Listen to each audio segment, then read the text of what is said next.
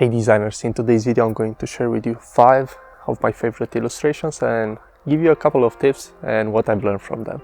Okay, now that I'm back inside, if you're one of the people that's going to stick till the end, you'll get a bonus tip. The first tip is to tell a story. Here's an illustration done by Dmitry Kazak. You can follow him on Dribbble over here. And I like the fact that beside the awesome composition of a guy just chilling, fishing with his dog, you get this cat who's being stealthy and stealing some of the fish. So I really like the fact that he was thinking about how he can make this more interesting. Even if I heard about this tip a lot, I feel like I still didn't manage to incorporate it more into my illustrations this year.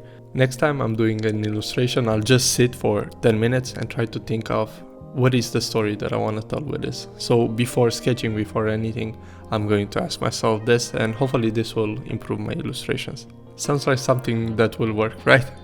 The second tip is to use color and small details like the stroked outlines to actually differentiate your characters and think of your illustrations in layers. Even if this is a busy composition, which it should because the title of the illustration is New York, I really like how Brad Cousin has actually used these stroked outlines to actually give some details and give some dimension to the characters, and also use different color schemes. Also, I've noticed that at the ends he got tapered ends for the stroked outlines, and I think that's something that he probably does with a custom brush. I really love the effect here.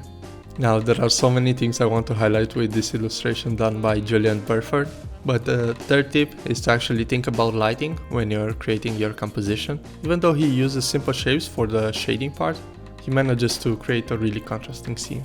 You can actually tell where the light is coming from, like behind this lamp, and that creates an interesting mood. I also like the way he's used a halftone pattern.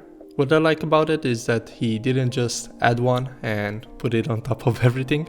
He actually selected like parts that will have that based on the material that he's showing. For example, if you're looking at this table, you can actually see this pattern, which kind of looks like a wooden pattern. So he only selected those that made an impact. Number 4, get inspiration from real life events. For me, Scott Martin, aka Burnt Toast, has taken the cake this year for his ability to actually take global events and combine it with his illustration style and make me smile. This illustration is called Summer, and besides the usual places you wouldn't get tanned, you also have the mask here, which I thought was super funny. So whenever you have a creative block and don't know what to draw, just go on Reddit, see what's happening in the world, and use that as inspiration to draw something that's relevant for the current time. The fifth tip is actually keep learning new techniques. It's pretty clear at this point that 3D illustrations are a big thing and they're more and more present in advertising campaigns and websites.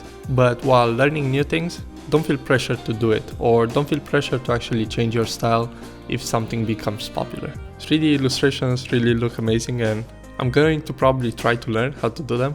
But at this point I really enjoy doing flat illustrations and I'm not going to put a lot of time into this. Also, my laptop wouldn't handle the rendering part, so I got that as an excuse. Which leads us to the final tip, the bonus tip, which is don't think that buying the latest gear, the newest computer or the drawing tablet that you've dreamed about will make you draw more or improve your skills. I found this the hard way. I actually bought a Wacom tablet a few years back, and I was thinking that I'm going to do all kinds of digital art, like from realistic stuff to flat design, but that wasn't the case and it sits in my drawer.